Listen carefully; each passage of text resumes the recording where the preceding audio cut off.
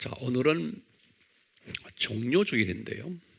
종료주일은 예수님께서 십자가에 달리시기 위해서 예루살렘으로 입성하시는 그 날이, 그래서 우리가 이제 종료주일이라 그러는데요. 이 종료주일이 무슨 의미냐면 예수님이 과연 어떤 분이신가에 초점을 맞추는 주일이에요.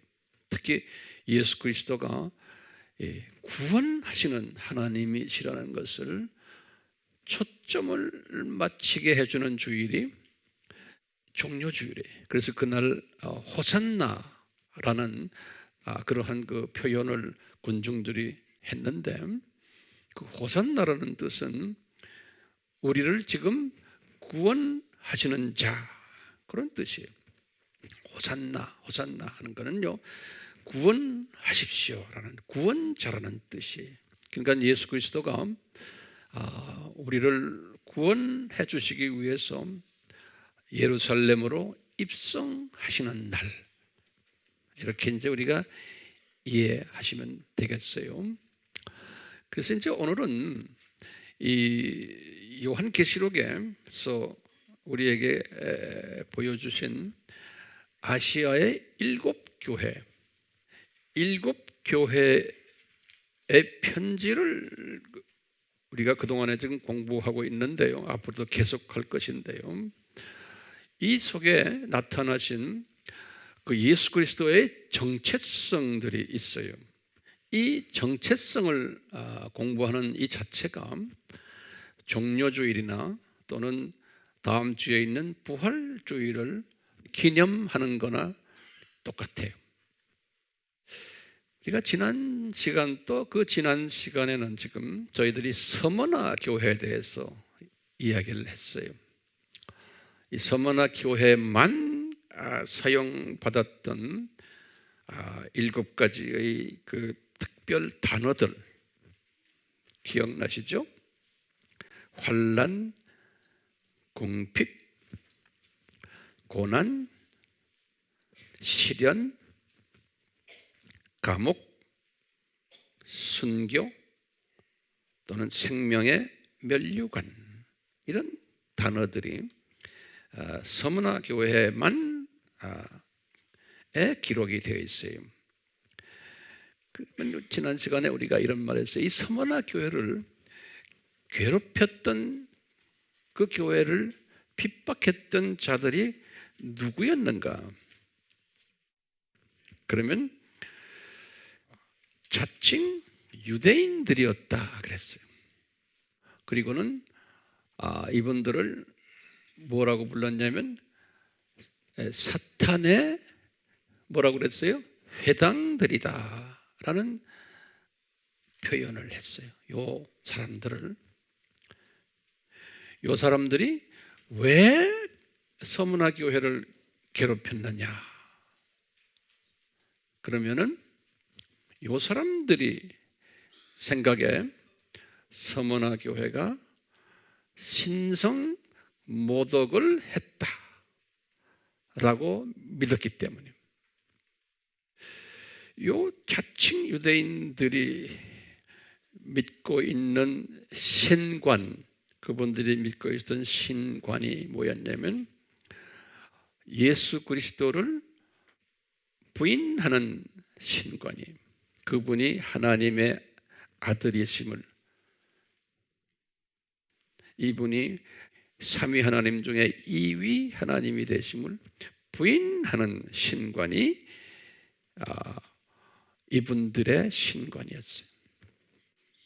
이런 신관을 요한에게 요한 1서 2장 18절에 뭐라고 불렀냐면 적 그리스도들 그랬어요. 왜냐하면 이런 신관을 가진 분들이 많았어요. 적 그리스도들이라는 표현 썼고, 또는 적 그리스도적 신관이. 그 다음에 이걸 예수님께서는 또 뭐라고 말씀하셨냐면 이것을 누룩이라 이렇게 말씀. 누룩. 마태복음 16장 12절에 또는 마태복음 13장 33절에. 그런데 예수님이 이 누룩을 이야기하실 때 그랬어요. 한 여인이 이 누룩을 몰래 집어넣는다는 거예요. 그러니까 이 누룩은, 여인이라는 것은 교회예요. 또는 크리스천을 상징하는 거예요. 그러니까 이 누룩은 타종교 분들이 하는 게 아니고 교회 안에서, 다시 말하면 소위 유대인이라고 하는 사람들, 크리스천이라고 하는 사람들이 이 몰래 가루 섬알에 요 누룩을 집어넣어서 부풀게 한다는 거예요. 다시 말하면 요 누룩은 누가 만들어내는가? 소위 교회 안에서 크리스천들이 요 누룩을 만들어낼 것이라고 예수님이 예언하셨어요. 굉장히 중요한 개념이에요. 그러면 이 구체적으로 이 누룩은 뭔가? 변질된, 변형된, 변이된, 왜곡된 또는 돌연변이 된 예수님의 정체성이. 근데 이제 지금부터 잘 들으세요. 이런 정체성이 있을 것을, 또 있어야만 하는 것을 예수님이 디자인하신 거예요. 그러면 그걸 우리가 어떻게 합니까? 이 디자인을요, 예수님이 창세전에 디자인하셨어요. 이것을요, 사람 만들기 전에. 우리 마태복음 13장 33절과 35절을 딱 보면 우리가 알 수가 있어요. 나중에 우리가 셀에서 보세요. 우리 다 아는 소리들이에요. 다 공부했어요. 이 디자인 하셔가지고요, 이제 보시면 이 교회 시대에, 교회 시대라는 거는 예수님 시대부터 시작해서 예수님의 초림부터 예수님의 재림까지 요 2000년 요 기간을 교회 시대라고 그래요. 교회 시대. 요 교회 시대에 이 누룩이 많이 퍼질 것을, 그때부터 시작이 돼가지고 초림 때부터 시작이 돼서 우리 다 공부했어요. 예수님이 재림 때까지 이것이 계속 퍼지다가 예수님이 재림이 가까워 오면 완전히 부풀어지는 거예요. 아주 극대화되는 거예요. 이 누룩이 될 것을 예수님이 이미 디자인하셨어요. 그래서 이 디자인하신 것을 이미 예수님께서 다 디자인하셨기 때문에 예수님께서 7교회에 편지를 쓰실 때, 7교회란 건 뭐죠? 전 세계에 있는 모든 교회죠. 우리 알죠? 교회 시대에 있는, 전 세계에 있는 모든 교회를 지칭해서 7교회라고 그래요. 이 7교회에 각 7가지의 형태의 교회들이 존재할 것인데, 이분들에게 예수님이 자신의 정체성을 제일 먼저 서두에 딱 말씀해 줬어요. 그러니까 예수님께서요, 이런 일들이 일어날 것을 미리 다 디자인하셨기 때문에 이 편지 속에서 제일 먼저 자기의 정체성을 정확하게 알려줬어요. 이 정체성을 크리스찬들이 다 그러니까 받았어요. 알고 있어요. 우리가 성경 들고 다니고 매일 성경을 읽으니까 그 예수님의 정체성이 그 7교회의 편지의 첫 서론으로, 서두에 탁 나타내. 내가 누구다, 내가 누구다, 내가 누구다, 이렇게 정확하게 말씀하셨어요. 근데 이제 신기하게도요, 요 7교회 중에서 그 예수님의 정체성에 초점을 맞추고 그 정체성을 인정하고 정체성에 따랐던 분들이 많지가 않았어요. 이 7교회를 우리가 이제 조금 다음 주에는 조금 더 자세히 제가 이제 설명해 드릴 텐데, 이 7교회 보면 에베소 교회도 보면은 소수가 이 정체성에 관심을 뒀어요. 그 다음에 서머나 교회는 다수가, 버가모 교회도 거기 보면 소수, 또 두아디라게 보면 어느 정도의 다수, 또 사대 교회는 대부분이 관심이 없었어요. 필라델피아 교회는 그래도 다수가, 라오디게아 교회는 다수가 관심이 없었어요. 이렇게 7교회 내용을 쫙 보면요, 이미 예수님께서 이것을 요한에게 예언으로 말씀해 준 게 아니에요. 7교회가요, 주후 95년에, 그러니까 교회 시대에 교회들이 이렇게 될 것은 미리 예언하신 건 디자인하신 거예요. 교회들이 그렇게 될 것을. 그러니까 예수님의 정체성에 대해서 대부분의 교회들이 무관심하고 수박겉핥기식으로만 알게 될 것을 디자인하셨어요. 그것뿐 아니라 교회 안에 누룩이 가득 차가지고 누룩이 교회를 지배할 것을 디자인하셨어요. 이게 신기하지 않아요? 특히 그 디자인하신 누룩을 조금 이렇게 들여다보면요, 누룩의 그 공격하는 분야가 어디냐면 우리 학교, 우리 지금 청정 목적 학교, 이세상 학교의 필수 과목 중에서 처음 4과목이 있어요. 창조 목적론, 삼위일체론, 기독론, 구원론. 이 4과목이에요. 다시 내가 해요. 창조 목적론, 삼위일체론, 기독론, 구원론. 이 필수 과목 중에도 이 과목을 제가 뭐라고 부르냐면요, 절대 필수 과목이라, 이렇게 제가 한번 말을 만들어 봤어요.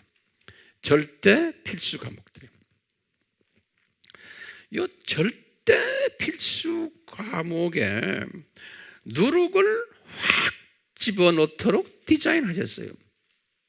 그러니까 교회가요, 삼위일체론이 변질되거나 이 창조 목적에 대해 관심 없거나 변질되거나, 기독론에 관심 없거나 변질되거나, 구원론에 관심 없거나 변질되거나, 대부분이 소위 크리스찬들이 모태신앙이라고 해도요, 이거 잘 몰라요. 왜냐? 교회 자체가 모르게끔 주님께서 디자인하신 거로 저는 보고 있어요. 이게 안 되는 거예요. 안 돼. 여기 성서를 보면 그래, 이게 미리 다 예수님이 예언적으로 말씀하고 교회가 이렇게 될 것이라고. 예. 그러면 우리 질문이 있는 게, 왜 절대 필수 과목에 이 누룩을 허용하셨나 이거예요. 예수님의 정체성이. 그러면 이게 지금 우리가 7,000년 이 세상은 학교라 그랬죠. 그렇죠. 특히 교회 시대는 무슨 학교예요? 이 학교 중에서 대학교가 아니에요. 교회 시대는 처음에 1,000년은 무슨 학교예요? 초급대학이라 그랬죠. 기억나세요? 두 번째 1,000년이 지금 4년제 대학이에요. 지금 오늘날은 4년제 대학에 이제 졸업반에 있는 그 시기, 오늘날. 그러니까요, 이 4년제 대학에 졸업반에 있는 그 시대에 살고 있는 우리에게는 교회가요, 엄청나게 이 부분에 대해서 변질된 시대예요. 그러니까 아주 그냥 누룩이 전 세계에 퍼지게 된 시대고, 이 누룩도 엄청난 파워를 가진 누룩이 전 세계에 퍼져야만 되는 세대가 지금 이 세대예요. 그러니까 오늘날은요, 놀랍게도 유럽의 신학교들 가면 거의 90%가 이 누룩에 다 빠져버려 있어요. 지금 미국의 신학교도요, 내 보기엔 한 70%가 여기에 다 빠져버렸어요. 카나다는 80%, 오스트랄리아 이 선진국들 보면 되게 다 그래요. 우리나라도 이 누룩이 지금 엄습해 오고 있어요. 우리나라도요. 왜? 우리나라에서 신학대학 교수라는 사람들은 다 이런 나라에 가서 교육받고 오는 사람들이에요. 놀랍게도 지금 변질되고 있어요. 다시 말하면요, 이 지금 시대가 학교예요. 학교. 이 학교라는 개념을 잊지 마세요. 학교라는 거는 지금 교육을 시키는 곳이 이 세상이에요. 그리고 교회라는 곳이 예수님의 정체성을 교육을 시키는 곳이 교회예요. 그런데 이 교회가 이게 누룩으로 차 있는 거예요. 그러니까 지금 누룩으로 가득 차 있는 이 학교, 이 교회, 왜 이렇게 하셨나? 학교는 학교예요. 다시 말하면요, 학교라는 것은 공부하는 곳이에요. 그렇죠? 지금 이 세상은 창조 목적 학교예요. 그러니까 공부하는 곳이에요. 공부하는 곳인데 누구를 공부하느냐? 예수님의 정체성을 공부하는 곳이라고 봐도 과언이 아닌데, 요 예수님의 정체성을 거꾸로 변질된 왜곡된 정체성을 가르치는 학교로 바꿔버리는 거예요. 지금 이 학교들이 이걸 보면 제가 이런 단어를 쓰고 싶어요. 역기능 교육 방법이라. 다시 말하면요, 예수님께서 순기능인 예수님의 정체성을 역기능을 만들어가지고, 누룩을 만들어가지고 순기능의 절대성을 가르치기 위해서인 거예요. 이 절대 필수 과목에 누룩을 집어넣어야만 돼요. 그렇기 때문에, 예. 이 절대 필수 과목에 누룩을 집어넣으면, 이 누룩을 집어넣는 그 존재가 누굽니까? 제일 높은 놈이? 그러면 누구예요? 이 학교 시스템에서 교감이에요. 교감하고 또 누구예요? 나쁜 교사들이. 그들에 의해서 지금 이 누룩을 집어넣고 있어요. 이 역기능 교육 방법이에요. 하나님이 디자인하신 역기능 교육 방법이에요. 그 어떻게 집어넣나요? 역기능을 하기 위해서 어떻게 집어넣어요? 몰래 집어넣어요. 서서히 집어넣어요. 그러니까 아무도 몰라요. 교인들도 몰라요. 그러니까 이 예수님을 공격하는 이 자유주의적인 이런 신학을 가르치는 거 보면요, 서서히 집어넣어요. 몰라요, 사람들이. 아무도 모르게끔. 왜? 예수님이 누룩을 하실 때 그렇게 한다라고 예수님께서 창세전에 디자인하셨다고 그랬어요. 좀 미스터리예요. 그럼 언제까지 이것이 계속해서 퍼지나? 빵 전체가 부풀 때까지예요. 이 말은 뭐예요? 전 세계 교회가, 아시아의 7교회들이에요. 전 세계 교회가 이 누룩으로 꽉 차 있을 때까지 이 교육의 대상이 누구예요? 누구한테 가르치려고 지금 이런 누룩을 집어넣어요? 네? 학생들이, 하나님의 선택받은 하나님의 자녀들이 이분들에게 역기능 교육 방법을 만드셔가지고 순기능 예수 그리스도를 배우게 하는 교육 방법이에요. 산소라는 순기능이 딱 있잖아요. 예화를 잘 들어보세요. 우리 산소의 고마움을 우리는 몰라요. 왜냐하면 이 산소를 그냥 무료로 받았기 때문에 그래요. 내가 대가를 치르지 않았기 때문에 이 산소의 고마움을 몰라요. 물의 고마움을 모르는 거나 똑같아요. 그렇기 때문에요, 산소의 고마움을 하려면 어떻게 해야지만 알 수 있어요? 우리 피조물들은 이산화탄소를 잔뜩 뿌려놔야지만 알게 된 거예요. 탄산가스를.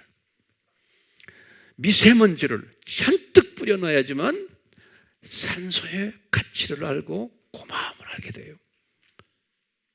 그리고 이 산소를 주신 분이 누구구나? 그분에 대한 고마움을 알게 돼요.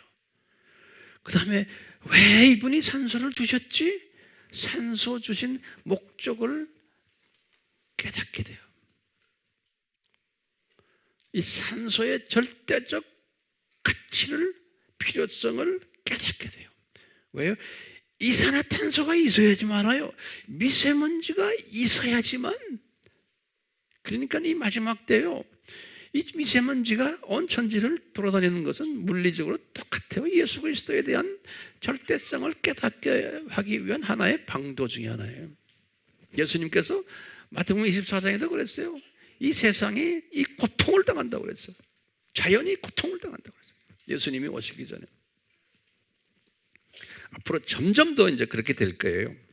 예. 그러니까요, 역기능 교육 방법이에요. 그러면요, 이 역기능 교육 방법이 언제서야 끝날까요? 이 누룩이 온 교회에 퍼졌을 때예요. 마태복음 13장 33절에 보면요, 온 데 퍼져가지고요, 누룩이. 이제는 하나님의 자녀들이 산소를 갈급하며 고통을 당할 때, 이때를 예수님께서 뭐라고 그러셨냐면요, 산고의 때다 그랬어요. 마태복음 24장 8절에 감남산 설교에서 주후 30년에 이런 말씀을 하셨어요. 또 예수님께서 이것을 또 뭐라고 말씀하시냐면, 종교다원주의가 부풀어 있을 때다 그랬어요. 마태복음 24장 23절에서 28절에 또 예수님께서는 이것을 뭐라고 말씀하셨냐면, 예수님의 나의 재림의 때다 그랬어요. 마태복음 24장 3절에 예수님께서 요한에게는 뭐라고 말씀하셨냐면요, 요한에게는 이것이 마지막 때다 그랬어요. 요한 1서 2장 18절에 주후 85년에 또 이것을 요한에게 뭐라고 그러냐면, 많은 적그리스도들이 등장할 때다 그랬어요. 많은 적그리스도들이 등장할 때다. 요한 1서 2장 18절에 그 다음에 예수님이 요한에게 하신 말씀이 요한계시록 3장 10절에 이걸 뭐라고 그랬냐면, 시험의 때다 그래서 시험의 때, 호라 페이라스모스, 시험의 때다. 그러면서 예수님이 필라델피아 교회에게 뭐라고 그랬어요? 이 시험의 때에 호라죠. 우리 호라라는 말을 배웠죠? The hour of the Erasmus temptation. 아주 예수님 재림 직전을 이야기할 때 호라라는 단어를 써요. 그 시간에. 언제까지 이것이 이렇게 부풀어진다? 요즘 호라 페이라스모스 요때까지라는 거예요. 그러면 오늘날 지금 우리가 이 호라 페이라스모스 때에 살고 있는데 우리가 지금 눈을 떠서 사방을 보니까 지금 어떤 이 적그리스도의 행태가 우리 주변에서 지금 일어나고 있어요. 갑자기 과거 한 십수년 지금 당장 눈에 우리 막 보이는 게 뭡니까? 예? 종교 다원주의. 자, 그러면 노트에다가 하나하나 넘버 1, 넘버 2에서 적으세요. 내가 중요한 말씀들인데 평소에 많이 들으셨겠지만 이것을 좀 정돈을 해서 종교다원주의의 특색이 뭔가 하나하나 잘 적으시길 바라요. 종교다원주의의 특색이 뭔가 준비됐어요? 넘버 1이 뭐냐면 이것은 이 사상은 기독교인에 의해 만들어진 사상이에요. 소위 이제 유태인들에 의해서 하나님의 자녀들이라고 하는 사람들에 의해서 이건 타종교 사람들이 만들어낸 사상이 아니에요. 중요한 거예요. 거기다 가로 열고 써놓으세요. 타종교 사람들이 만들어낸 사상이 아니에요.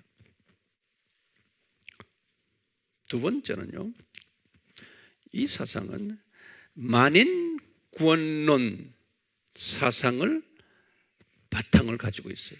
만인 구원론. 모든 사람이 다 구원받는다는 사상이 그것을 만인 구원론이라고 해요. 세 번째는요, 하나님은 사랑이시다라는 사상을 바탕으로 하고 있어요. 가로 열고 요한 1서 4장 16절입니다. 이 단어를 항상 쓰세요. 이분들이. 네 번째로는요, 하나님은 한 분이시다라는 사상이에요. 이것만 하나하나 띄워놓으면 잘못된 게 없어요. 하나님은 한 분이시다. 이 사상이에요. 그러면 나도 믿어요. 다 그렇죠? 한 분이시죠? 네. 이 말씀은 뭐냐면요, 다섯 번째로 기독교의 하나님, 이슬람교의 알라, 불교의 신, 힌두교에는 신들이 많아요. 다신교예요. 신들. 또 모든 토속 종교의 신들과 이 모두가 동일한 신이다라고 보는 거예요. 그러니까 기독교의 하나님과 타종교의 모든 신들과 동일하다고 보는 이 견해예요. 그 다음에 여섯 번째로요. 여섯 번째는 이건 중요한 개념이니까 보세요. 이 하나님을 어느 종교나 다 그래요. 어느 종교는 지금 하나님이 동일하다 그랬으니까 여기 그러다 보니까 하나님은 한 분이라는 거예요. 지금 이 종교다원주의 사상을 제가 이야기하는 거예요. 이 하나님을 만나기 위해서는 각 종교마다 그리스도가 필요하다라고 하는 거예요. 다시 말하면 기독교도 그리스도가 필요하고, 그렇죠? 불교도 그리스도가 필요하고, 다 그리스도가 필요해요. 이 사상이 종교다원주의 사상이고, 이 사상이 크리스찬 신학자들에 의해서 만들어진 거예요. 지금 이 크리스찬 신학자들은 건요, 로마 가톨릭, 정교회, 개신교의 대부분의 교단들 다 해요. 다 WCC에 들어가 있는 교단들의 대부분이. 그리고는요, 7번째, 이 하나님에게 가려면은, 다시 말하면 구원 받으려면은 반드시 그리스도가 필요하다는 거예요. 어떤 종교에 있든지 자기네의 그리스도가 필요하다는 거예요. 그 다음에 몇 번째예요? 8번째예요. 그리스도라는 의미는 이게 헬라 말이에요. 헬라 말, 그리스도라는 말, 그리스 말이에요. 이것을 유대 말로는 메시아라 그런다고. 메시아. 이 뜻은 뭐냐면요, 구원자로 기름 부음을 받은 자, 그런 뜻이에요. 구원자로 기름 부음을 받은 자, 그러니까 구원자로 완전히 선별된 자, 그 뜻이 메시아 또는 그리스도라 그런 거예요. 9번째로요, 그러므로 모든 종교에는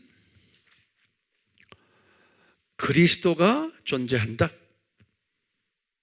다시 말하면 구원자가 존재한다. 근데 그 단어를 구원자라는 말을 안 쓰고 그리스도라는 단어를 써요. 이 신학자들이. 그리스도. 자, 됐어요? 그러면 거기에 작은 넘버로 1번. 그렇기 때문에 이슬람교의 그리스도는 모하메시다 그러는 거예요. 두 번째로 불교의 그리스도는 부처다. 세 번째로 힌두교의 그리스도는, 힌두교에는 다신교회 여러 신인데 그 중에 하나가 크리슈나나 또는 비슈나나 그런 그것이다, 그 신이다. 힌두교의 그리스도는. 네 번째로 모든 종교의 창시자가 그리스도다. 다섯 번째로, 그러므로 기독교의 그리스도는 누구라고요? 예수다, 이렇게 보는 거예요. 이 말은 예수님이나 타종교의 창시자들과 같은 수준으로 만들어 놓은 거예요. 그러니까 예수님의 신성을 부인하는 거예요. 또 삼위일체를 인정하는 듯 하면서 부인하는 거예요. 그러니까 이 부분에 대해서 분명치가 않은 거예요. 제가 지금 이 기독교인들 가지고 이야기하는 거예요. 그러니까 이것이요, 10번째는 요것이, 이 가르침이 적 그리스도라는 거예요. 적 그리스도적 가르침이라는 거예요. 이 가르침이 누룩 가르침이라는 거예요. 그래서 요한 1서 아까 2장 18절에 말세에는 많은 적 그리스도들이 나온다고 그랬어요. 많은 적 그리스도들. 적 그리스도란 뜻 네 가지 드렸죠. 첫 번째가 뭐예요? opposite, 반대하는, 반대 있는 그런 거예요. against가 뭐예요? 두 번째는 반대하는. 세 번째는 in place of, 뭐예요? 대신하여. 네 번째는 뭐예요? 가짜, false. 가짜, false. F-A-L-S-E. false Christ. 가짜 그리스도. 이런 그리스도들이 마지막 때는 많이 나타난다고 했는데 지금 종교다원주의가 지금 요 말 그대로 지금 나타나는 거 아시겠어요? 이 적그리스도들 누룩이 지금 온 떡에 퍼져버렸어요. 전 세계 교회에 아시아 7교회에 퍼져버렸어요. 그러니까 부풀어진 거예요. 완전히 지금 퍼져버렸어요. 그러니까 이것이 퍼져야 돼요? 안 퍼져야 돼요? 퍼져야지만 예수님이 오시는 거예요. 퍼져야지만. 이 대학교 4년제 대학교가 끝내요. 이 퍼져야지만 되는 거예요. 이건 막을 길이 없고 막아서도 안 돼요. 가만 놔둬야 돼요. 지금 로마 카톨릭 적으세요. 그 다음에 그리스 정교회, 러시아 정교회, 시리아 정교회, 모든 정교회들이 다 이 누룩에 빠져버렸어요. 또 WCC에 있는 대부분의 큰 주류 교단들, 개신교 교단들, 거기다가 지금 오늘날은 또 WEA 복음주의 연맹도 내가 볼 때는 절반 정도가 지금 여기에 가담하고 있어요. 놀랍게도요. 네. 그러니까요, 퍼센테이지로 보면은 약간 전 세계 기독교인의 약간 80% 정도가 이 안에 빠져버렸어요. 이 안에 빠져버렸는데요, 신기하게도요, 우리가 보듯이 에베소 교회 안에도 하나님의 신실한 사람들이 숨겨져 있었고, 그렇죠? 버가모 교회도 그렇고, 두아디라 교회도 그렇고, 심지어 사대 교회도 그렇고, 그 안에 신비한 하나님의 자녀들이 숨겨져 있어요. 똑같이요, 로마 카톨릭이나 또는 정교회나 또는 WCC에 속해 있는 이 교단들, 거기에 지도자들이나 이런 사람들이 지금 여기에 빠져버렸지만요, 그 안에 소수의, 어떤 때는 다수의 평신도들이 그 안에 숨겨져 있어요. 우리가 아시아의 7교회를 보면 아는 거예요. 다음 주에 그 7교회 이야기를 제가 더 자세하게 말씀을 드리겠습니다. 숨겨져 있어요. 그러면서 이 안에 서머나 교회 같은 교회가 있고, 요 안에 필라델피아 교회 같은 교회가 있는 거예요. 이건 다수가 여기에 빠지지 않는 교회들이에요. 종교다원주의 특색을 제가 말씀하는 거예요. 이 종교다원은 강한 파괴력을 가지고 파괴력을 가지고 있고요, 빠른 전파 속도를 가지고 있고요. 왜 이 누룩이 그렇게 퍼지게끔 주님이 디자인하신 거예요. 그리고요, 빠르게 넓은 영토를 점령하게 돼 있어요. 그러면 우리 이제 다시 한번 질문을 던져보는 게, 왜 이런 역기능을 허락하셨나? 이 역기능 교육 방법을 디자인하셨나? 그러면 대답이 뭡니까? 순기능을 더욱 공고히 교육시키기 위함인 거예요. 그래서 이 7교회 첫 서두에 제일 먼저 이 순기능의 메시지를 집어넣어 주신 거예요.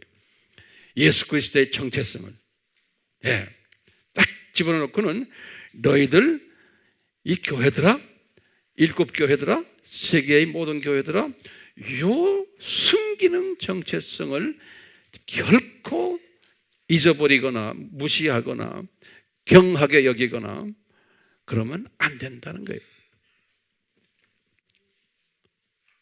예수님의 순기능을 이야기를 하지 않고 딴 이야기를 하면은 어떤 의미에서는 교회가 아닌 거예요. 왜요? 7교회를 보면 아는 거예요. 7교회를 보면 제일 먼저 그 메시지가 뭡니까? 예수님의 순기능을 제일 먼저 이야기하신 거예요. 자, 그럼 우리가 간단하게 7교회에 가르쳐 주신 순기능을 한번 봅시다. 에베소 교회를 봐요. 에베소 교회는 예수님이 자신의 정체성을 뭐라고 말씀하셨냐면, 지금 이거 이제 오늘부터 이걸 외우셔야 돼요. 그냥 노트 정리하고 듣기만 하고 하면 안 돼요. 이거 이제 죽을 때까지 이 각 교회에 주님이 주신 이 순기능의 본인의 정체성을 이제는 외우시고 묵상하시고 그러셔야 돼요. 성경 한번 열어주세요. 이제 성경 여세요. 에베소 교회 계시록 2장 1절을 보시면 이분의 정체성이에요. 오른손에 7별을 가지시고 7 금촛대 가운데서 거니시는 분, 이렇게 딱 요한에게 예수님이 말씀하셨어요.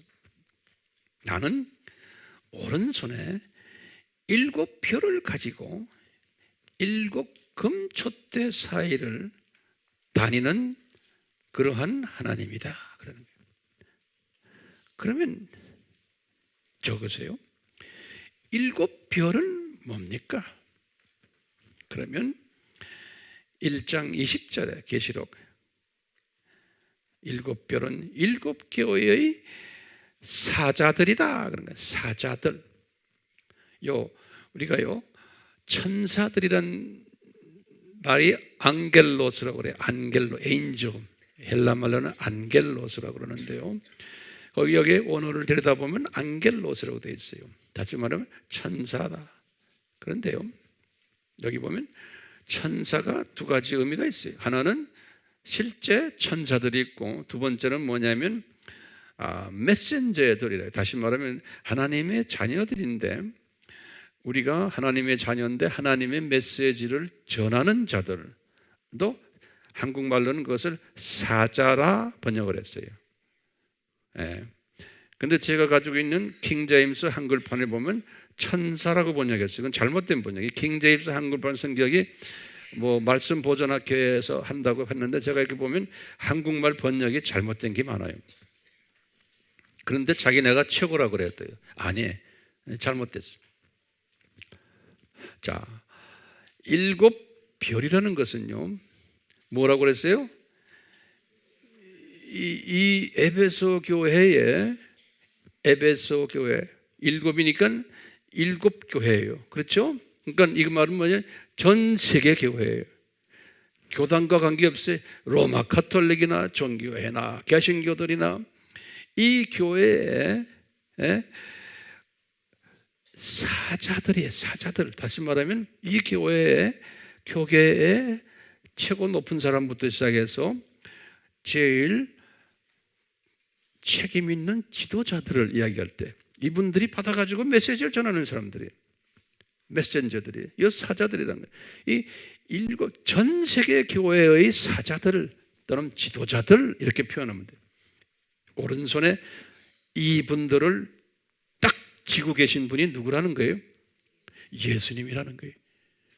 그러니까요, 지금 바티칸의 암흑에, 각 교단의 암흑에 어디 유명한 사람들, 뭐 지도자급들 사람들은 누구 장중에 있다는 거예요?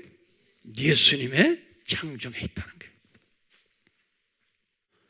그뿐 아니라 7 촛대 가운데에서 거느리시는 분이, 7 촛대는 똑같이 계시록 1장 20절에 보면 7 교회라 그랬어요.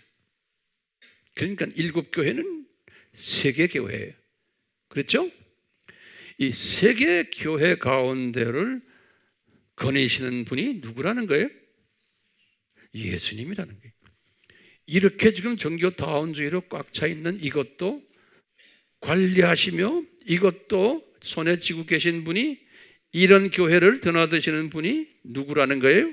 예수님이라는 거예요. 예수님이 팔짱 끼시고 가만히 앉아 계신 분이 아니에요. 이 모든 잡다한 누룩이 꽉 차 있는 이 교회 지도자들과 그 지도자들을 예수님이 오른손에 딱 쥐고 있다는 거예요. 이놈의 새끼들 하는 거예요. 나중에 어딜 가요? 이 새끼들이, 제가 죄송합니다 이런 말 써서, 어디 갈 거 빤히 알죠? 예? 그것도 탁 이분이 예수님이 지고 계시다는 거예요. 그러니까 항상 묵상을 해요. 저는 이걸 많이 묵상해요. 바티칸의 암흑에도 예수님 딱 지고 계시구나. 지금 종교 다원주의를 이야기하는 모든 이 교계의 지도자들, WCC 또는 WEA 이런 사람들 제가 이렇게 보면서 그래요. 주님이 딱 지고 계시구나. 오른팔에 딱 지고 계시구나.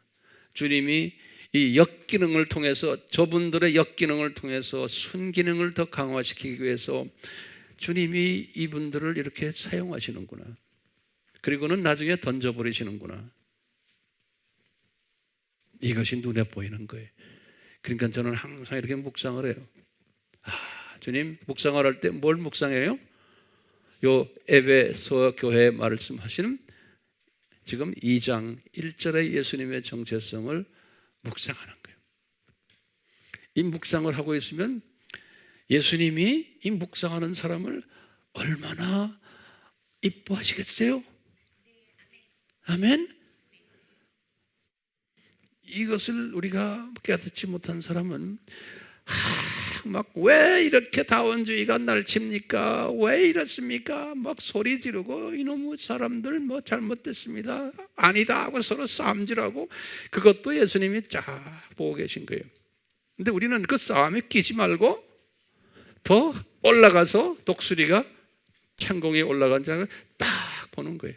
이건 당연히 일어나야 되는 일들이구나. 예수님의 재림이 가까웠구나. 그러면 그것만 가까웠구나, 그것만 알고 있으면 안 되죠. 뭐 해야 돼요? 이분의 재림에 전에 내가 할 일이 뭔지를 알고 있잖아요, 우리가요. 그러니까 재림에 준비하는 일에 내가 박차를 가야지. 거기까지 내 마음이 가는 거예요. 구체적으로 박차를 가하는 방법까지 주님이 여러분들에게 다 지금 보여주고 있는데, 그런데 안 끼는 사람은 바본 거예요. 복 없는 사람이에요. 복 없는 사람.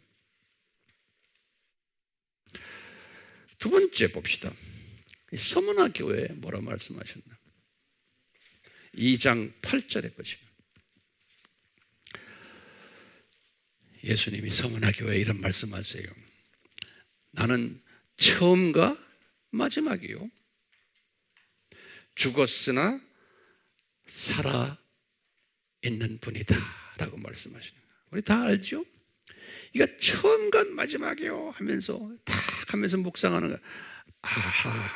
이 처음이라는 것은 창세전 처음을 이야기하는 게 아니에요.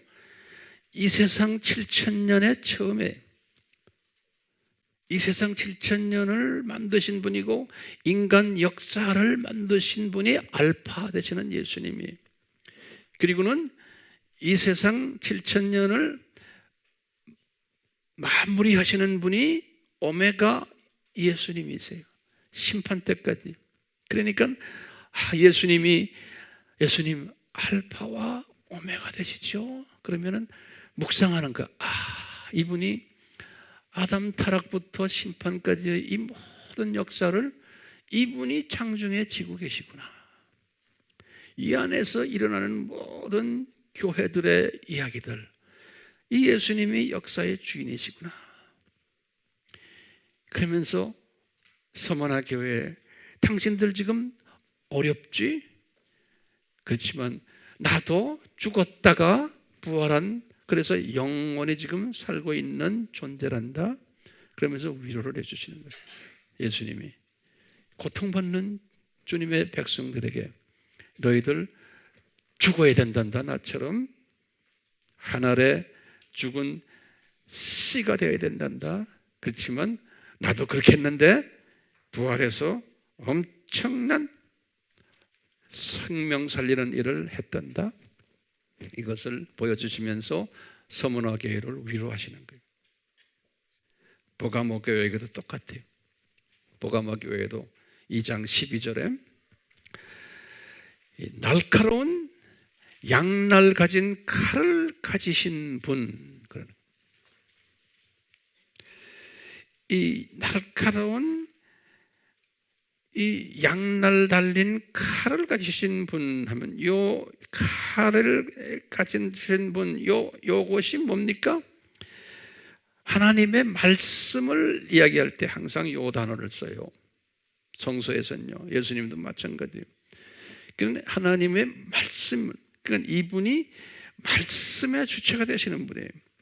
이분이 이 세상에 살고 있는 하나님의 자녀들에게 말씀으로, 신구약의 말씀으로서 우리에게 자기의 모든 정체성을 가르쳐 주셨어요.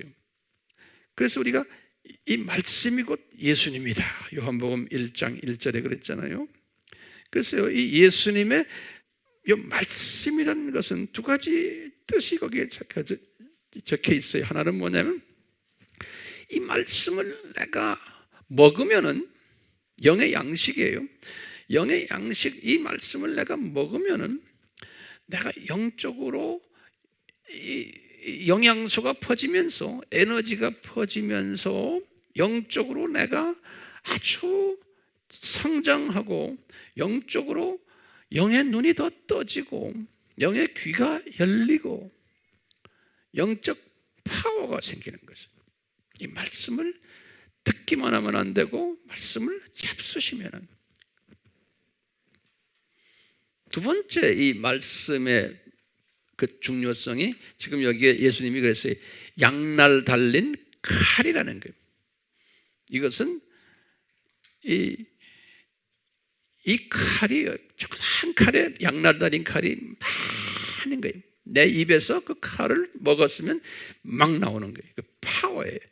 말씀의 파워예요. 어두움이 쫓겨나고 우리 속에 쓴뿌리들이 쫓겨나고. 그러니까 저의 바람도요, 제가 지금 단에 서서 여러분들에게 이 말씀을 전할 때 내 속에서 양날 달린 칼이 탁 퍼지면서 여러분들에게 가면서 여러분들의 마음을 건드리고 쓴뿌리 잘라내고 하는 그 역사를 하기를 제가 간구하나요? 네? 그러니까 예수님께서 내가 누군지 아느냐? 지금 이 버가마 교회에 나는 말씀이다. 말씀의 두 기능이 뭡니까? 영양소 주는 거하고 그 다음에 말씀에 파워 주는 요 양날 달린 칼이 되는 거예요. 무섭죠. 그러니까 이 말씀이. 네 번째 두아디라 교회에는요, 예수님이 이런 말씀하셨어요. 나는 불꽃 같은 눈을 가졌고 빛나는 녹 같은 발을 가진 존재인데 나는 하나님의 아들이다 그러시는 거예요. 여기 보면은 두 형용사를 쓰셨어요. 나는 불꽃 같은 눈을 가진 존재다 그러는 거예요. 예수님께서요, 이건 뭐냐면 이분의 눈이 불꽃 같다는 말은 전지하신 분이에요. 전지하신 분. 이분의 눈을 딱 보면은 공의의 눈이에요. 어둠이 쫓겨나고 심판주의 모습이 그 눈에 있는 거예요. 이 사탄이 쫓겨나는 그분의 눈만 보면, 여기에다가 이분의 발을 보니까요, 놋이에요. 놋, 빛나는 놋이에요. 다시 말하면 단단한 발이에요. 그러니까 이 공의의 하나, 이분이 밟아버리면 그냥 쩍소리 못하고 꼼짝 못하는 공의의 하나님의 모습이 있어요. 불꽃 같은 눈에도 공의의 하나님의 모습이 있어요. 심판주의 모습이 있어요. 이 무서운 분이심을 보여주는 거예요. 불꽃 같은 눈, 그 다음에 빛나는 놋 같은 발, 이러시면서 내가 누군지 아느냐? 하나님의 아들이다라는 거예요. 이 중요한 말이죠. 우리가 휴이오스란 단어 어디 썼죠? 기독론에서. 이 하나님의 아들이란 말은 예수님이, 그러니까 내가 성부 하나님과 성령 하나님과 나와 동급이고 위치가 같고 양도 같고 한 하나님이시면서 삼위 하나님 중에 내가 2위 되는 양이 같고 위치가 같고 격이 같은 그런 하나님이다 라는 의미, 하나님의 아들이다 그러시죠. 그러시면서 예수님이 그러시는 거예요. 나는 독생자다 이런 말을 했죠. 독생자란 뜻은 모노게네스 이런 뜻이에요.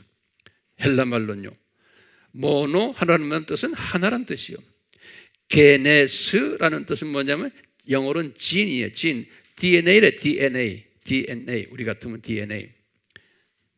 이 말은 무슨 뜻이냐면요, 나는 이렇게 아버지와 아들인 나와 성령님과 이 관계가 세상 일반 피조물들은 관계가 상하가 있는 것 있지만 이 삼위 하나님은 상하가 없는, 질이 같고 양이 같고 위치가 같은 이런 DNA를 가진 존재는 우리밖에 없다는 거예요. 그래서 모노게네스, 그것을 한국말로 독생자라고 번역을 해놨어요. 그 말이 시원치가 않아요, 그 번역이. 그렇죠? 그러니까 뭐로 외워야 돼요? 원어로 외우셔야 돼요. 모노게네스, only gene이라는 소리, 영어로 말 only gene, Gene, 또는 only DNA, 유전자지요. 그 다음에 사대교회 하신 말씀 보세요. 3장 1절에 하나님의 7 영과 7 별을 가지신 분 그랬어요. 이 하나님의 7 영이라는 것은 이 완전 숫자예요. 하나님의 영이라는 뜻이나 마찬가지예요. 그랬어요. 예수님의 영이 사도행전 16장 7절에 성령이다 그랬어요. 또는 아들의 영, 갈라디아서 4장 6절에 그리스도의 영, 로마서 8장 9절에 예수 그리스도의 영, 빌립보서 1장 19절. 이 영이나 아버지의 영 그래요. 로마서 8장 11절. 또는 하나님의 영 그래요. 로마서 8장 9절. 또는 성령, 이사야서 63장 11절, 로마서 8장 10절. 이 모든 영들이 보면은 삼위 하나님의 영들이 성령, 성령님의 영, 아버지의 영, 그리스도의 영, 이 모든 영들은 다 이게 한 영이에요. 다 성령인 거예요. 성령. 그래서 예수님께서 내가 하나님의 7 영을 가졌다 하는 것은요, 이 7 교회의 전체를 지배하는 그 영이 성령님이신데 그 성령님이 또한 나에게서도 나오셨다 이런 뜻이나 같아요. 그래서 이 성령님은 예수님께서 그랬어요. 아버지를 존경하는 의미에서 내가 아버지에게 부탁을 해서 나를 통해서 성령님을 너희들에게 주겠다라는 말씀도 있어요. 그렇다고 해서 이 계층이 있는 게 아니에요. 이 계층 있게 보이면서도 이 성령님은 이퀄적인 뜻이 그 안에 또 박혀 있어요. 그래서 하나님이 7 영이라는 것은 7 교회 안에, 전 세계 교회 안에 성령님이 존재해 계신데 그 존재하는 것을 컨트롤하시는 예수님이시고 7 별을 가지셨다는 말이 아까 별이 뭐였어요? 사자라 그랬죠. 그렇죠? 다시 말하면 전 세계 교회의 모든 지도자들을 컨트롤 하시는 분들이라는 거예요. 소유하신 분들이고 통치 하시는 분입니다. 예수님이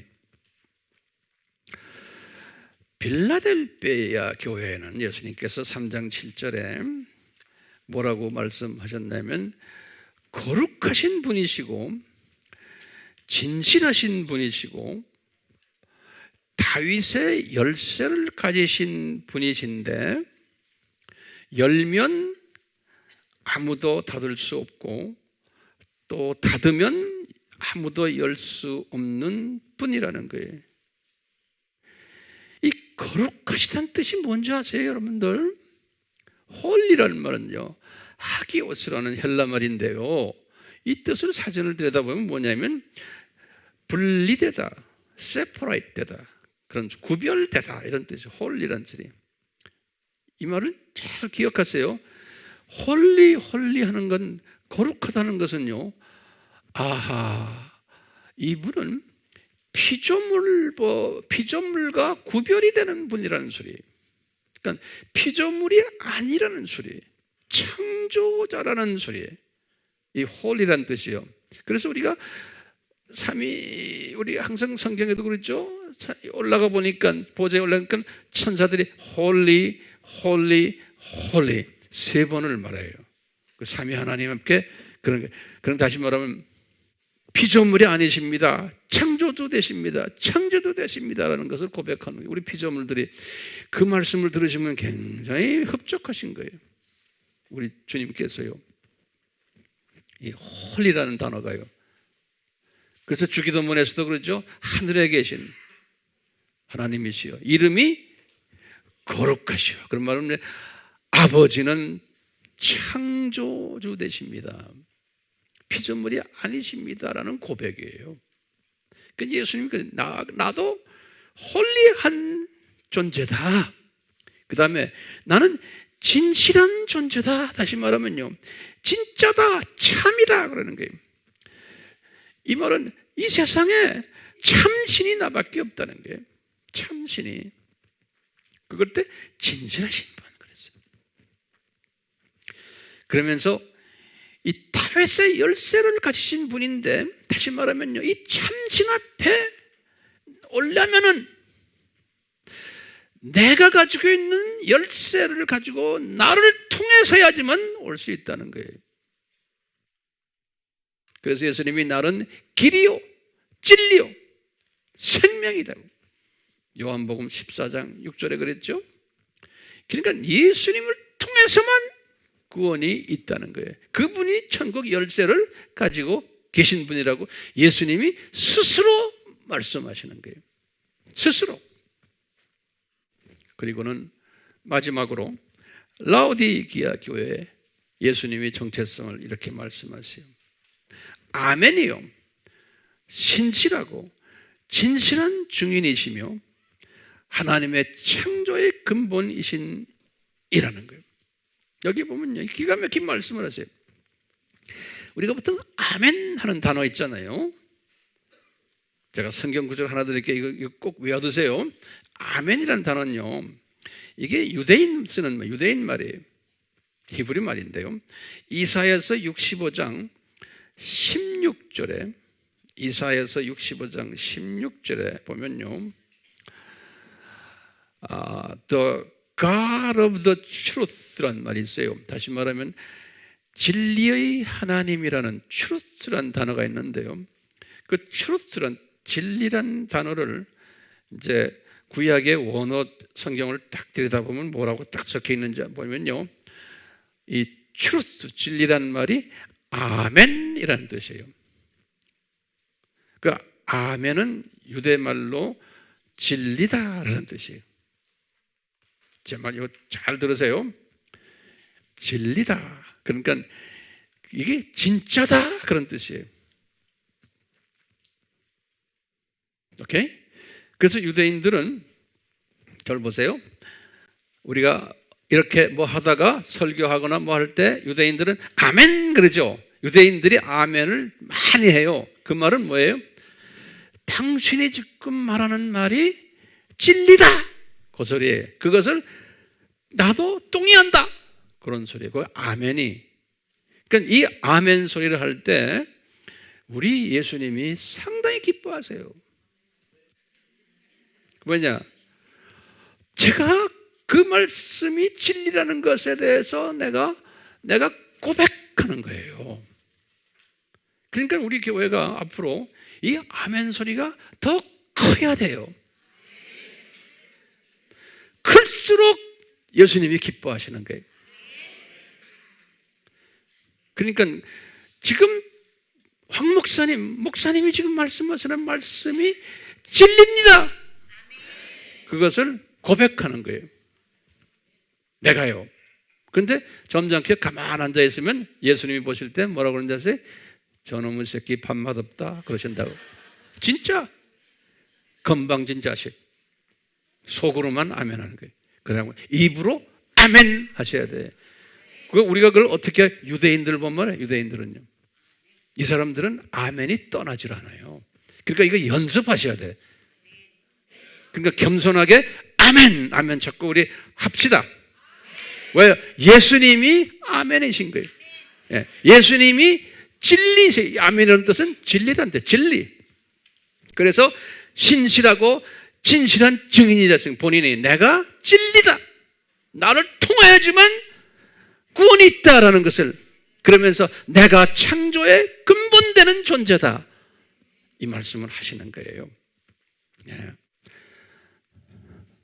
그러니까 아멘입니까? 내가 구차하게 여러분들에게 물어보고 그렇게 하십시오 하는 그 자체가 저도 주님한테 부끄러워요. 황 목사야, 안 할 놈 그대로 놔둬라. 미안합니다 이런 말 써요. 왜냐? 제 속이 그래요. 제 마음이. 왜? 그것도 제 책임이 있어요. 네가 가르치지를 않아서 그렇잖아. 그래서 오늘 제가 가르치잖아요. 그러니까 지금부터는 계속해서 아멘, 아멘, 아멘. 그러면 예수님이 씩 웃으세요. 그 아멘을 하는 사람을 주님이 얼마나 사랑하시겠어요? 내가 생각하는 것도 그분이 아시고는 그 생각을 들어주세요. 기도라는 게 꼭 입으로만 말하는 게 아니잖아요. 자, 이제 문제가 있어요. 이렇게 7 교회에 예수님의 정체성을 쫙 그렇게 가르쳐 줬어요. 7 교회. 다시 말은 과거 2000년 기독교 역사 속에서 이 예수님의 정체성을 이렇게 가르쳐 줬어요. 그리고는 크리스천들이 성경 들고 다녀요. 집에서 열심히 또 성경 읽어요. 묵상해요. 그런데도 놀랍게도요, 교회 지도자라는 사람들이 이 정체성에 대해서 깊이 이해하고 이 정체성을 100% 받아주는 사람은 소수라는 거예요. 과거 2000년 기독교 역사 속에서. 이게 수수께끼 아니에요? 그런데 우리가 이제 다음 주에 보겠지만 이 7 교회를 쫙 분석을 해보면 교회가 그 모습인 거예요. 소수들만 이 정체성에 눈을 뜨고 순종하고, 대부분의 소위 하나님의 자녀들이라는 사람들은 이 정체성에 무관심하거나 부인하거나 그러는 거예요. 그 이상한 거예요. 근데 이상하지 않다는 걸 다음 주에 이제 우리가 알게 돼요. 자, 이 정체성, 예수님의 정체성을 우리가요, 지금 이 주신 정체성을 이제는 우리가 열심히 듣고 보고, 우리 5 손가락 기억나세요? 처음에 뭐예요? 듣고, 귀로, 눈으로 보고, 그 다음에 뭐예요? 손으로 쓰고, 그 다음에 뭐예요? 공부하고, 공부는 뜻을 깨닫는 거예요. 그 다음에 암기하고, 그리고는 그것을 내가 이제 소화해가지고 그것을 내가 삶에 적용하는 거예요. 그러니까 이 예수님의 이 타이틀, 이름이, 그 이름 속에 이 예수님의 마음이 들어있어요. 그 속에 창조의 목적이 들어있어요. 그 속에 이분의 뜻이 숨겨져 있어요. 이분의 속성이 숨겨져 있어요. 이분의 권위가 숨겨져 있어요. 이분의 거룩성이, 위대하심이, 거기에다 이분이 나를 향한 이분의 기대가 숨겨져 있어요. 나에게 기대하는 것이 그 이름 속에다. 그러니까 그냥 단지 우리가 부르는 하나의 도구가 아니에요. 편의상 주어진 그냥 콜링하는, 부르는 이름이 아니에요. 참 신기한 게요, 이 이름을 7교회에 다 주셨어요. 7교회 지도자들이 다 받았어요. 열심히 설교하고 성경 공부하고 듣고 암기하고 다 하는데도요, 또 신학교에서도 가르치고 목회자들이 설교도 하고, 그래서 목회학 박사도 받고 신학 박사 받고 유명한 분들 다 됐는데, 이분들이 교회에 보낸 이 7 예수님의 정체성을 소중하게 생각 안 하고 다원주의로 다 바꿔줘 버린 것, 이게 왜 그럴까요?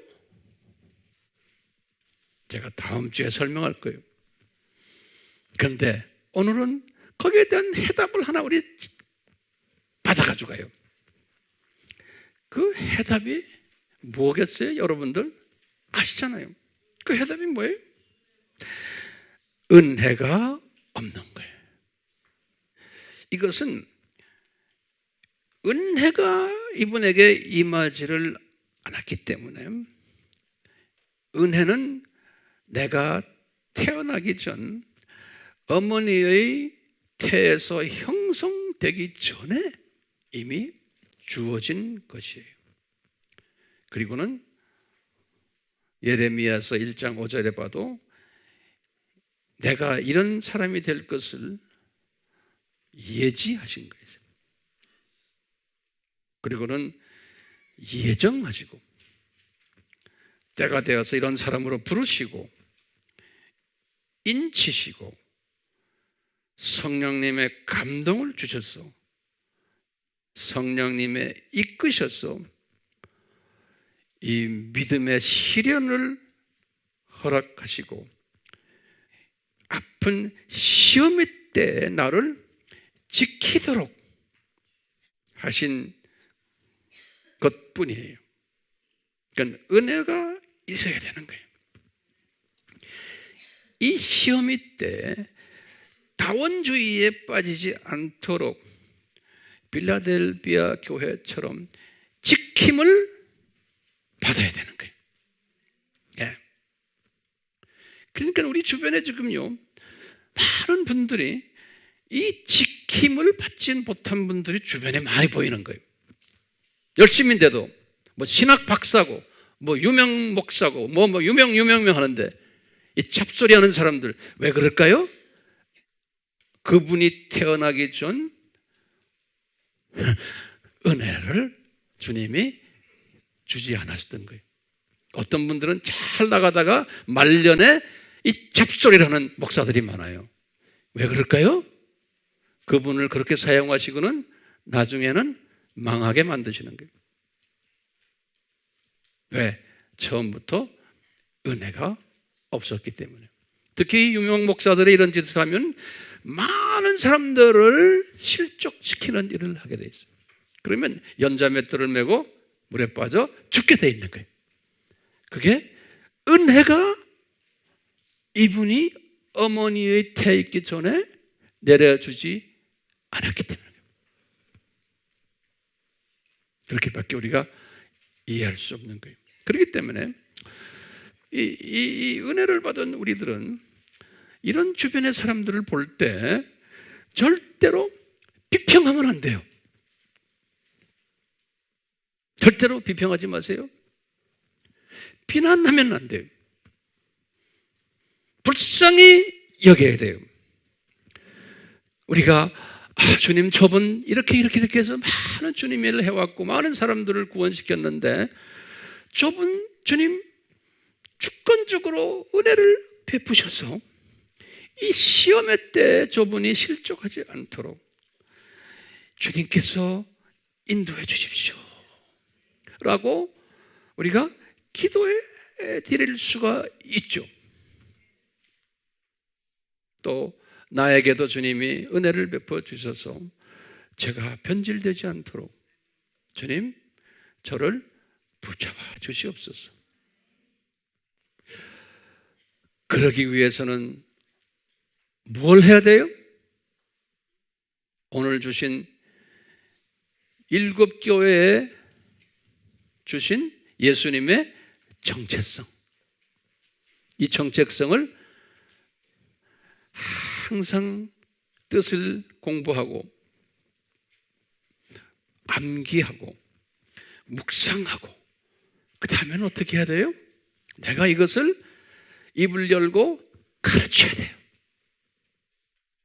가르칠 때 양날 달린 검이 나와요.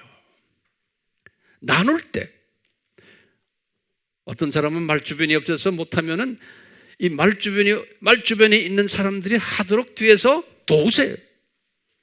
물질로 도우시고 기도로 도우시고 그래서 동력하셔야 돼요. 우리가 지금 아바 팀도 그래서 하는 거예요. 우리가 지금 하우스 처치도 마찬가지. 하우스 처치나 아바에서 궁극적으로 우리가 지금 공부하는 게 뭡니까? 예수님의 정체성이에요. 우리가 이렇게 할 때요, 우리를 통해서, 나를 통해서 주변의 분들이 이 다원주의의 정체성을 깨닫게 하고 거기에 빠지지 않게 해주시고, 그 다음에 이 시대가 예수님의 이 시험의 때라는 것을 알고 예수님의 재림에 준비하는 사람들이 여기저기에서 많이 나오게 할 때 우리 예수님이 얼마나 여러분들을 보고 기뻐하시고 웃으시겠어요? 응? 예수님이 행복을 느끼시는 거예요. 나를 통해서. 그리고 나를 통해서 지금 우리가 섬기는 지금 NK들, 한족들, 조선족들, 고려인들, 일본의 교포들, 나를 통해서 저분들이 눈을 뜨는 걸 보고 이 시대를 분별하는 분별력을 가지고 다원주의가 이것이 있어야 되지만 우리는 거기에 빠지면 안 된다는 것을 깨달을 때 그분들이 얼마나 행복해지겠어요. 그러면서 이분들이 얼마나 예수님을 사랑하게 되겠어요. 그러면 누가 기뻐하겠어요? 예수님이 기뻐하는데 예수님이 야 아미 식구들아 니네들 때문에 이런 일이 벌어지는구나. 고맙다. 내가 딴 족속들, 딴 분들보다도 너희들 더 이쁘다. 그 이쁨을 받으면은 예수님이 영광 받으신다. 그러죠. 그분이 영광만 받으세요. 나중에 우리가 이제 이 세상을 떠날 때 이분이 우리를 영접하시면서 엄청난 지도자 위치에 올려놓으실 거예요. 그렇기 때문에요, 이런 데 초점을 맞춰서 주님을 섬기는 자는 장례식 때 죽기 전에 얼마나 기쁨으로 주님 앞에 갈 수 있어요? 주님이 우리를 데려가기 전에는 벌써 이런 사람은 벌써 얼굴 색깔이 달라요. 그리고 이런 부모님이 주님 앞에 가실 때 자손들이 어머니 아버지의 모습을 보고는 그 자손들이 그 모습을 또 따라오게 돼 있어요. 지금은 안 그런 것 같이 보이지만 때가 되면은 그 후손들은 부모님을 따라오게 돼 있어요. 저는 그건 확실히 믿어요. 그게 복 있는 가정인 거예요. 이곳에 계신 예수님, 저희들의 고백이 예수님 앞에 연락되게 하시고 예수님께서 빌라델비아 교회에 주셨던 그 약속의 언약의 말씀이 우리 모두에게 적용되도록 은혜 베풀어 주시옵소서. 지금 이 시간은 우리 예수 그리스도의 무한하신 은혜와 하나님 아버지의 극진하신 사랑하심과 성령님의 끊임없이 가르쳐 주심과 깨닫게 하심과 순종케 하심이 우리를 떠나지 않기를 축원하옵나이다. 아멘.